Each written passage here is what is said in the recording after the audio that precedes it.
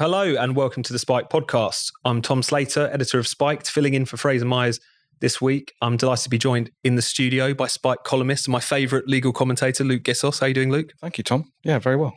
And we're also delighted to be joined down the line by Spike columnist and my favourite expert on social cohesion, Rakib Ehsan. How are you doing, Rakib? I'm doing well, mate. Coming up on the show, the Manchester Arena inquiry, the illegal migration bill, and the fate of Gary Lineker.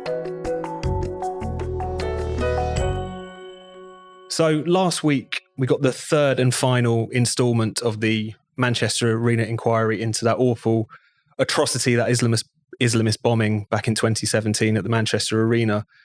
It's laid out a load of damning findings, particularly about the security service. It doesn't detail, but it points to failings, things not acted upon, which could potentially have led to the attack being foiled in one way, shape or form.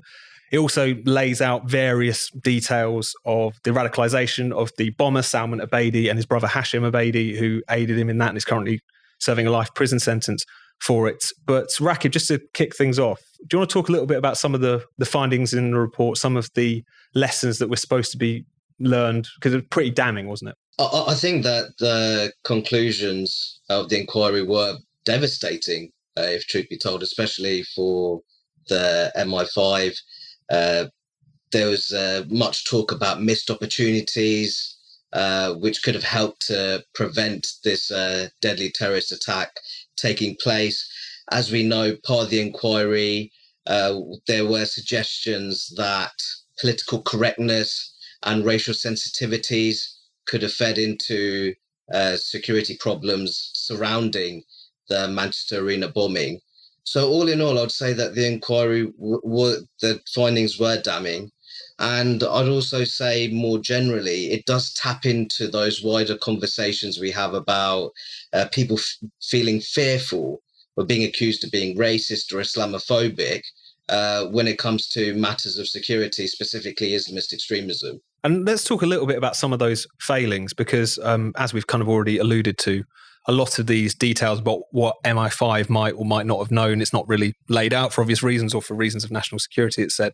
But at the same time, the portrait that is drawn of Salman Abedi, his radicalisation, his interaction with the authorities, does make you wonder how they missed this. So just to pick up on a couple of examples, we know that he was from a family of Islamists, effectively. His father, Ramadan Abedi, was involved in a Libyan Islamist group, which is why he was in the UK, incidentally, having claimed asylum. They highly suspect that both Salman and Hashim went back to Libya to fight in the civil war with jihadists. He was in very close contact with a convicted ISIS recruiter who we both visited in prison and exchanged phone calls with. I mean, how does something like this slip through the net, Luke, do you think? Well, that is still unclear. A lot of the detail will be published in a subsequent closed report. So what we had in the inquiry was the open material that we can know about. The rest of it will be closed off for perhaps good reason. And I think they identified 22 opportunities. One of the most remarkable details being that Salman Abedi returned to the country just 4 days before the attack. And the judge found that there's some significant possibility that he was carrying the trigger that was used to detonate the device. He also found that it's highly likely that Mr. Abedi received training to build the bomb whilst in Libya. And one thing I think that will be pressing on the minds of the families and the public will be, how is it that this young man lived his entire life surrounded by Islamic radicals? Mm-hmm. I mean, you mentioned the ISIS recruiter that he was communicating with in custody, sharing telephone calls with. He was also very close friends with a young teenager who went to fight in Syria. We know that he was in very frequent contact with radical influences throughout his entire life.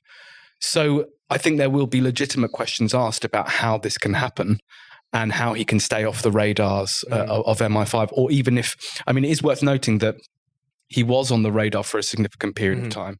And unusually, one specific officer within MI5 was targeted for specific criticism for not writing up his concerns. So there is a lot more to unpack about the specific failings within MI5. But I think the understandable feeling at the end of this inquiry will be, well, is that it? because I think it's very convenient to think of this as a series of MI5's failings, and it's important to recognize those failings. But what the inquiry can't do is answer those lingering political questions about how Salman Abedi lived in a community that was so full of radicalization, how perhaps even UK foreign policy played into this discussion. The collapse of the Libyan state, the Libyan civil war was a key element to this process of radicalization. And the inquiry will never be able to engage in those questions. So what we've got to do is now recognize that an inquiry can perform a specific role. It can identify specific failings and make recommendations about how to fix them. But we can't leave it at that. Because it's worth remembering we had a very similar inquiry into July 7, into the 7/7 bombings in London. Lots of recommendations, lots of failings within the intelligence service. And here we are yet again. So we have to move beyond the findings of this inquiry to engage in the political questions that form its background. Otherwise, we won't learn the lessons we need to learn. No, I think that's a really important point. You've got the kind of systems failure, but then you've got the moral, political failure. Because you do get the sense that whilst things slip through the net, I'm sure there's also just a failure to take Islamism seriously. I mean, almost being quite relaxed that you have these individuals who hold these views and not necessarily thinking that in all instances they're going to act on them. I mean, I think even though this is a kind of separate cultural question, but even the way that we reacted to Manchester Arena, it was don't look back in anger. There was this refusal to recognise this for what it was, which was a political, barbaric ideology which had just slain 22 people, in large part young women, children as well. And you think if that can't help but feed through to a certain complacency on the part of officialdom as well. So it just feels top to bottom so much has gone wrong. But Rakib, there's been a lot of discussion recently about where counterterrorism is going awry, where the state is going awry. Do you think there has been a case of kind of warped priorities? We've spoken in recent weeks on the podcast about the Shawcross review and allegations that the authorities were being too preoccupied with things like far-right extremism. Do you think that plays into this, or is there what's the sort of takeaway, do you think, for how we tackle terrorism in general, I guess? Yeah, I mean, firstly, I wouldn't be in the business of trivializing the far-right terror threat. Number of voices in counterterrorism has described that particular threat as the fastest growing terror threat. I also have to make the point the fastest growing is very different to prevailing terror threat. The prevailing terror threat very much remains as Islamist extremism, and that was strongly reinforced in the Shawcross review in terms of the ideological composition of live counterterrorism policing investigations. It's also reflected in the terror-related prison population as well. I certainly think that when you look at the percentage of prevent referrals, and you look at the composition of those live counterterrorism policing investigations, I do feel that in prevent, there is a reluctance to report suspected cases of Islamist radicalization compared to suspected cases of extreme right-wing radicalization. And I think, once again, that's related to what I talked about earlier, those accusations of being labeled racist, Islamophobic, also being blamed for potentially undermining religious freedom. I think all of those dynamics come into play. And I think that Luke makes such a fantastic point about the Manchester Arena terrorist attack. For some time, we've had this British-Libyan jihadi nexus, which has been allowed to fester in segregated parts of Manchester. There's barely been any action at local level or indeed national level to confront that. These are ultimately hotbeds of Islamist activity which have been allowed to fester. So, of course, we have those system failures associated with the Manchester Arena bombing, but I think we really need to delve deeper into the social and political origins as to how we ultimately had a situation where 22 people were killed at a concert, with the youngest victim being 8 years of age. No, definitely. Luke, is there anything you want to add before we move on? Well, I think it's worth recognizing that this is the conclusion of 3 stages of this report. And it's worth actually reminding our listeners about the failings that were detailed in the first 2 reports. So the immediate aftermath of this incident, the emergency service response is something that we often forget about. But the Manchester police failed to designate this a major incident, meaning that there was catastrophic communication failings, meaning that people were left dying on the floor because people weren't communicating properly. That was in addition to Volume 1, which looked at the inadequacies around the security arrangements, which raised the issue around political correctness and so on. And this final report sort of completes a real picture of failure. But I think it's worth emphasizing that there's almost a sense in which the inquiry has become the safe space in which the state can talk about Islamic extremism, because it's removed from the rough and tumble of politics. It's a cold, legalistic courtroom with the appearance of objectivity. But there is so much about this case which demands political consideration and political discussion. And I think that there are other areas of public life where we think that the law can answer these important moral and political questions for us. And I think that's a grave mistake. No, couldn't agree more. Have you ever read the small print that appears when you start browsing in incognito mode? It says that your activity might still be visible to your employer, your school, or even your internet service provider. So how can they even call it incognito? If you really want to stop people from seeing the sites you visit, you need to do what I do and use ExpressVPN. Think about all the times you've used Wi-Fi at a coffee shop, a hotel, or even at your parents' house. Without ExpressVPN, every site you visit could be logged by the admin of that network. And that's still true even when you're in incognito mode. As well as that, your home internet provider can also see and record all of your browsing data. In some countries, like the US, they're legally allowed to sell that data to advertisers. ExpressVPN is an app that encrypts all of your network data and reroutes it through a network of secure servers. The result is that your private online activity can actually stay private. ExpressVPN works on all your devices and it's super, super easy to use. The app literally has one button. You tap it to connect and it's done. Your browsing activity is now secure from all those prying eyes. So stop letting strangers invade your online privacy. Protect yourself at expressvpn.com/spiked. Use our link at expressvpn.com/spiked to get 3 months extra for free. That's expressvpn.com/spiked to learn more. So let's move on and talk about the other big story this week, or the big story in many respects, which is the government's new illegal migration bill. So this new piece of legislation is aimed at stopping the boats, as they've put it, essentially making it impossible for someone who arrives here illegally to claim asylum. They will be detained and sent to either to their home country or to a safe third country.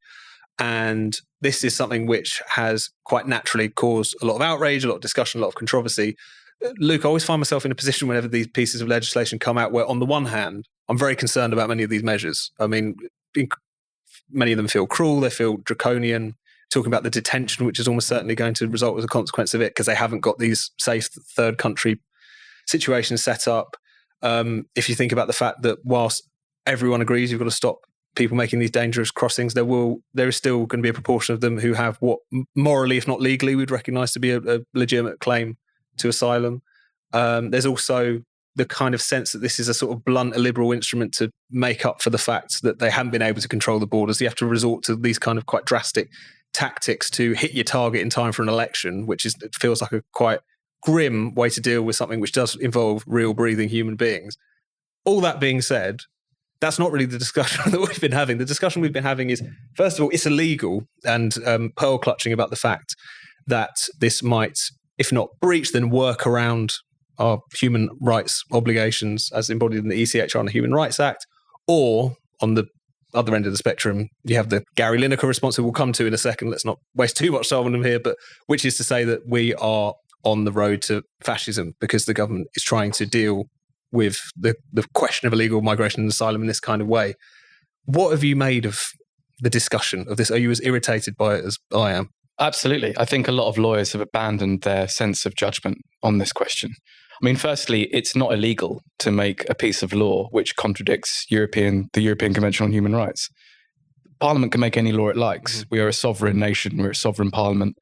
And the Human Rights Act anticipated. In fact, there's a mechanism within the Act that allows Parliament to indicate in advance that they are not going to comply with the European Convention. So I don't quite know what people mean when they say this Act is illegal. It's just not. Parliament can make the law, they pass the law, and although it might be in breach or in conflict with our international law obligations, that doesn't make it illegal. The law is what Parliament says it is. So that's the legal point. I mean, I think unwittingly, human rights lawyers have become a mouthpiece for organised crime.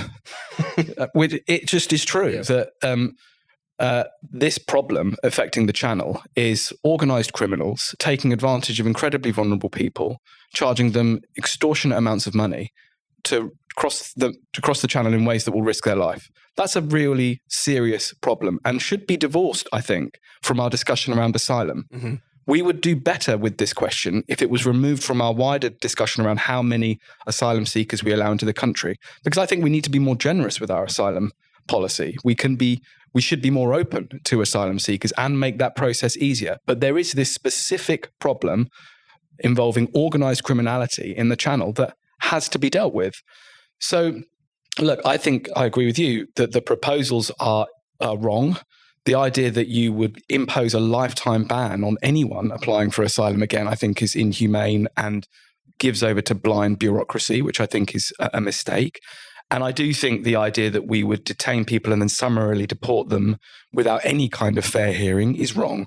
But the human rights lawyers who are coming onto the airwaves to say that this is somehow abhorrent or appalling or evil, I think just aren't engaging with reality, because I don't think there's anyone who sensibly believes that these organised criminal networks that are running these boats are acting through the goodness of their own heart, or that they are at all interested in helping asylum seekers. The fact is that at least a very significant proportion of the people crossing in those boats are illegal economic migrants. And we have to face that reality, because otherwise we can't do anything about this problem. Mm-hmm. If we're going to live in this dreamland where this is all about asylum, then I really think we need to grow up.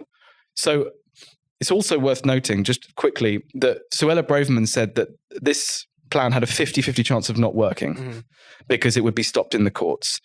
And this mirrors the approach they've taken to this problem in the past. So when they set up the immigration partnership with Rwanda, they knew that they would be stopped from doing it eventually by the courts. So both sides of this discussion have used it as an instrument in the culture war. Both sides are using this problem. The lives of the people trying to get into this country are being used and deployed and exploited for the political objectives of both sides. And I think that's appalling. So, Rakib, feel free to respond to anything that we've just been discussing there. But I suppose on that point initially, do you think that they're sincere is maybe the wrong word, but actually, do you think that they believe this is actually going to work? Or is this about just trying to do something to be seen to be doing something in time for the next election? For me personally, I think that the new bill, illegal immigration bill, I think there's a risk it could be bogged down with significant legal challenges. And there is the possibility that the Conservatives themselves know that it may well be unworkable, that there is a possibility that the ECHR may intervene and say, this is what you're trying to introduce here is unlawful. And then perhaps in the build up to the next general election, contest that on a platform of withdrawing from the ECHR. I think that is a possible political strategy here. I agree with Luke. I think some of the provisions in the illegal migration bill I'm quite uncomfortable with. But at the same time, there is I would consider, almost I'd describe it as an open borders brigade in the UK. They're very good at criticising these kind of proposals, and there are criticisms to be made, but they don't provide any sensible alternatives of their own. I also agree with Luke. I do think that we should have a generous asylum system. I think the issue is currently we have a dysfunctional one, which is oversaturated and being overwhelmed largely by young, able-bodied men who are being imported into the UK by people smuggling infrastructures. They are taking on physically demanding journeys, but they're also very costly journeys, which suggests that they have the resources in order to facilitate these journeys. When I think our asylum system should be prioritising those who are at immediate risk of violence and persecution and those who are dispossessed. So I think overall we have a crisis in terms of our border security and how our asylum system works. But also when you dig into the numbers internally in terms of where asylum seekers are rehomed, that tends to be the poorer, more deprived parts of the country, such as Knowsley, where we saw there was a flare-up outside the Suites Hotel, which was accommodating asylum seekers. So I think we have an unfair internal dispersal system when it comes to asylum seekers being rehomed. And in terms of our borders, I think the line between who is a genuine refugee and who is an economic migrant has become increasingly blurred over time. And there's been so much kind of insulting of people's intelligence as well. I think it really came to a head with the Albania revelations that at one point last year, what was it, a third or a quarter of the people who were coming across in the small boats crossings were from Albania, which by any standard is a safe country. And then also, again, you get into these quite circular arguments, it feels like, because people say, well, they're fleeing war when obviously they're fleeing France. The people don't like their intelligence being insulted by a debate that seems to only function on the level of virtue signaling most of the time.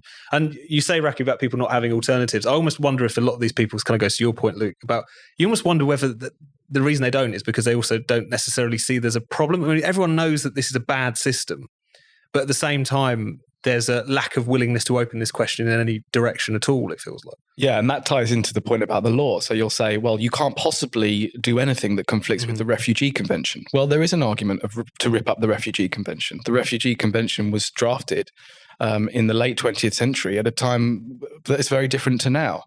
And I think the idea that you would use the Refugee Convention to defend or protect the system of illegal crossings that we're seeing now is absolutely vile.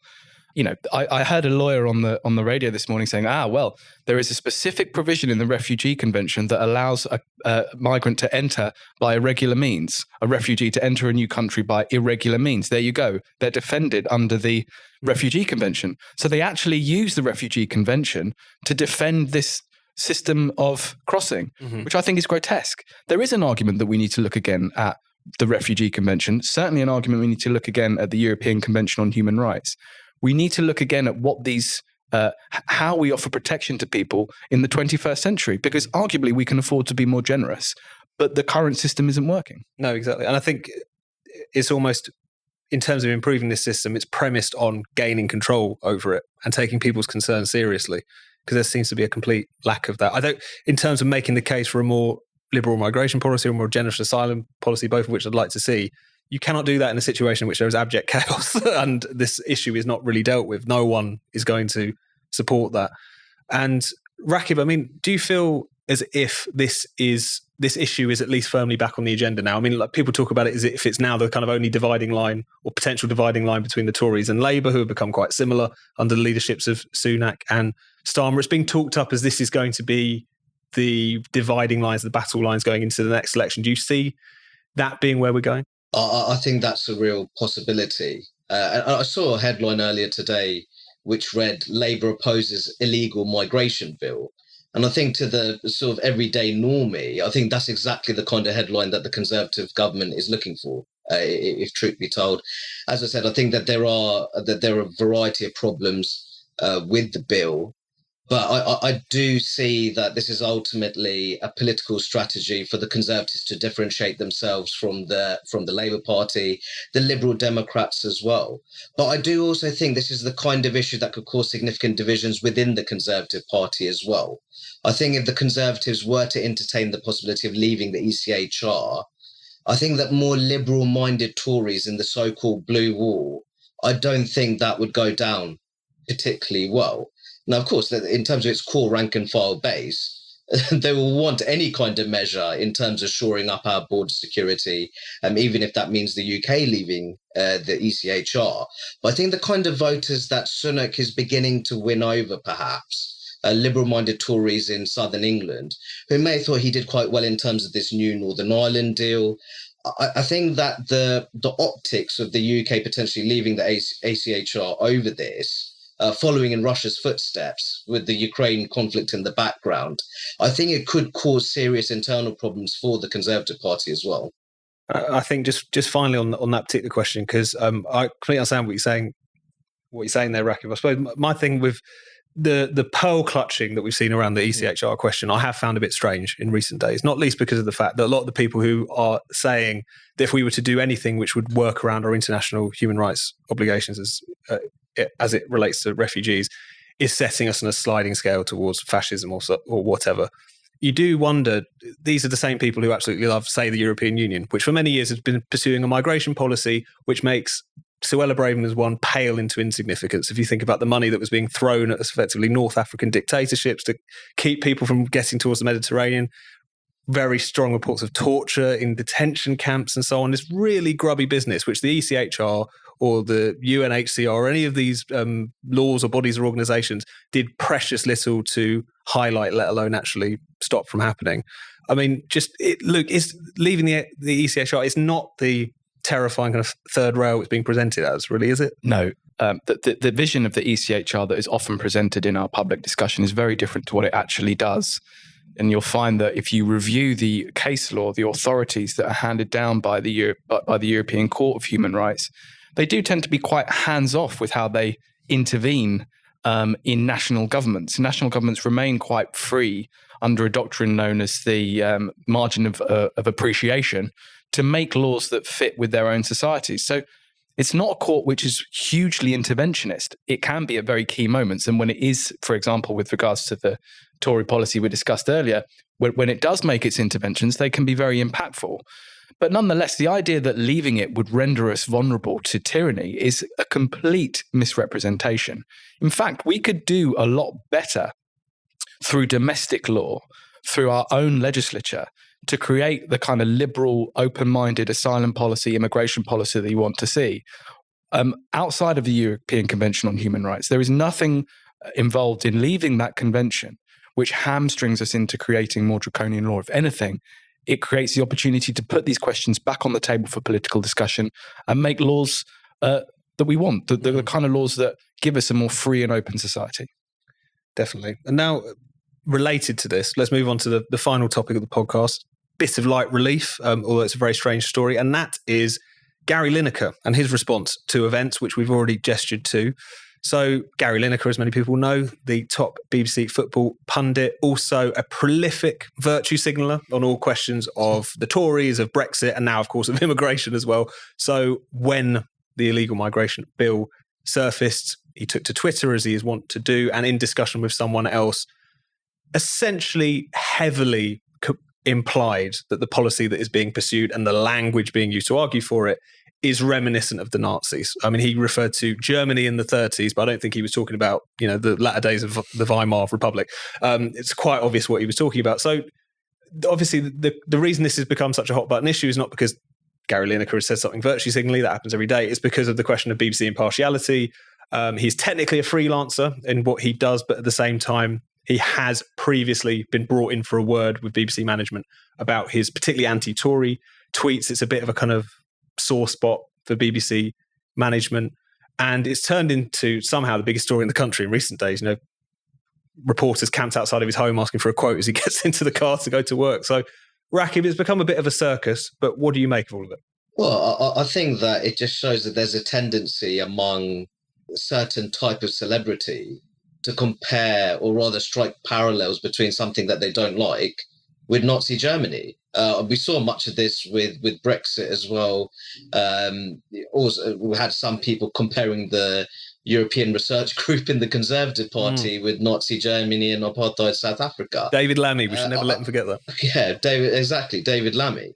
So I think that, as I said, there are many legitimate criticisms to be made of the illegal migration bill, without striking parallels between the Conservative Party's immigration and asylum policy to that of Nazi Germany, which is ultimately responsible for the Holocaust and the attempted extermination, wholesale extermination of Jewish people. So I think that it really weakens the quality of our discourse. And I have to say, the likes of Gary Lineker, incredibly super wealthy celebrity, the small boats crisis, it presents an opportunity for them to virtue signal in public, whilst being insulated from the potential fallouts of it. I made the point, actually, Tom, that the combination of our border security crisis and cost of living crisis, that could really undermine social trust in a way that poses a threat to the welfare state. Now, obviously, the likes of Gary Lineker are not particularly reliant on the welfare state. So I think a lot of this is luxury. This is luxury progressive politics among those who are very much insulated from the impacts of the crisis of the day. And I'm glad you made the point about how shameful these comments are as well, because anything Gary Lineker related, it's easy to sort of raise a bit of an eyebrow or a wry smile. But this tick that people have, which is to compare everything to Nazi Germany, to compare just anything right of centre, it feels like now, to Nazi Germany, is not only wrong and demonising people and not good for public discussion, it's really grotesque insofar as you are relativising the Holocaust, you're turning it to just like a bad authoritarian thing that happened in history rather than the great crime of the 20th century. And you're just effectively, dining out, exploiting one of the most horrendous things in history in order to just land cheap political points. So it is worth clocking that. But Luke, what have you made of this whole situation? How do you think it's going to pan out? Well, I saw it. It was interesting today that this became a free speech issue, and people saying people who never cared about free speech. Yeah, exactly. People who'd never cared about free speech before suddenly saying, well, here you go. This is just Gary Lineker exercising his free speech. Of course, Gary Lineker should be able to exercise his free speech and say, to an extent, whatever he likes. However, he can't be shielded from the consequences of that. When you argue for free speech, you don't argue for speaking without consequence or speaking without repercussion. And we've always said on Spike that part of the back and forth of free speech is being held accountable for what you say and being held accountable in a robust way. Now, what Gary Lineker said was stupid, and he's one of our nation's most popular broadcasters. It's right that he's taken to task in a very public way on what he said. I think he should have been allowed to say it. He should have been allowed to tweet it. I don't think he's going to be sacked anytime soon. But there is another dimension to this, which is there is some reporting suggesting that quite a lot of the lesser popular presenters at the BBC and staff at the BBC are a little bit annoyed that he gets away with what he does because he's so influential, so popular, it's such a mainstay that he really should kind of practice the impartiality that the BBC preaches. Now, of course, he's a contractor, so the BBC are free to ditch him if they wanted to. Of course, they're not going to because he remains enormously popular. But I think Mr. Lineker should probably exercise some recognition that he is part of a state broadcaster, and part of having a state broadcaster is abiding by certain rules. That's not necessarily a free speech issue. It's just recognizing that when you're part of a state organization, you have a responsibility to use that position responsibly. And this comment wasn't just wrong; it was crass, as you suggest. It was completely out of line with what we might call reasonable public discussion. So yes, allow him to say it, but I think Gary Lineker specifically is a relatively unique case. And if he wants to carry the respect of his colleagues at the BBC, he should probably think a bit more before he tweets. And I should say, I don't want him to be sacked. I don't want him to be cancelled or anything like this. I think it was also worth a fair point that I think you can expect people to separate what they do at work and what they tweet on the internet. I mean, Andrew Neil was at the BBC for many years. Again, as a contractor, he would make his opinions known in other ways, but he was trusted as a broadcaster. I think, I guess the problem in Lineker's case is that particularly with some of that World Cup coverage and so on, you start to see the politics start to creep in a way that, again, complicates things a little bit. But you're right, Luke, it has been fascinating, the kind of sense of double standards. And also, basically, if you're big enough at the BBC, you can get away with this. Yeah. And if you're not, that doesn't seem to be a pretty healthy way of doing this. But what do you think, Rakib? I mean, by the time people hear this, he might have stormed out. He might have got a very lucrative deal elsewhere. But how do you see this playing out? Or do you reckon it's all going to fizzle out at this point, now that it seems like things are calming down a little bit? Well, I certainly don't want him to be fired, and I think he's entitled to express his view. But the point that Luke makes is a very important one. He's a high-profile figure who is associated with our national public broadcaster, and that entails making political statements which are somewhat responsible. And I think that's where he has crossed the line. Reading the illegal migration bill, there isn't a provision in there that calls for the eradication of an entire ethno-religious group. Important point. So just fact-checking Gary Lineker there. That's the So trying to strike parallels between that, and as I said, there's many criticisms that can be made when it comes to the Conservative government's public policy in a range of areas. The issue is that what he said, I think, crossed the line. It was grossly irresponsible. I would go as far as saying that it's grotesque.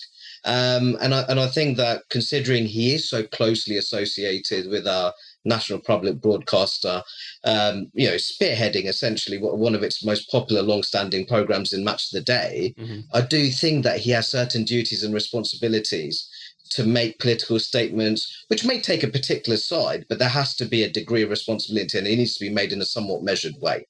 And I do worry that he becomes just the sort of tip of the iceberg. It's like Gary Lineker sounds off on Twitter, that's the big problem. Whereas, as we all know, the problems at the BBC in terms of bias go a lot deeper than one sports presenter who happens to have a lot of high status opinions. And a nice reminder, though, with Gary Lineker, that a lot of high status opinions are really dumb, which is useful. But thank you both very much. Luke, Rakib, thanks for your time. Thank you, Tom. Thank you. Thank you so much for watching the Spikes podcast. We'll be back next Friday. If you hit subscribe and click the bell, you'll never miss an episode. And in the meantime, why not check out all of Spike's other videos and podcasts on this channel? And for more Spiked content, find us at spiked-online.com.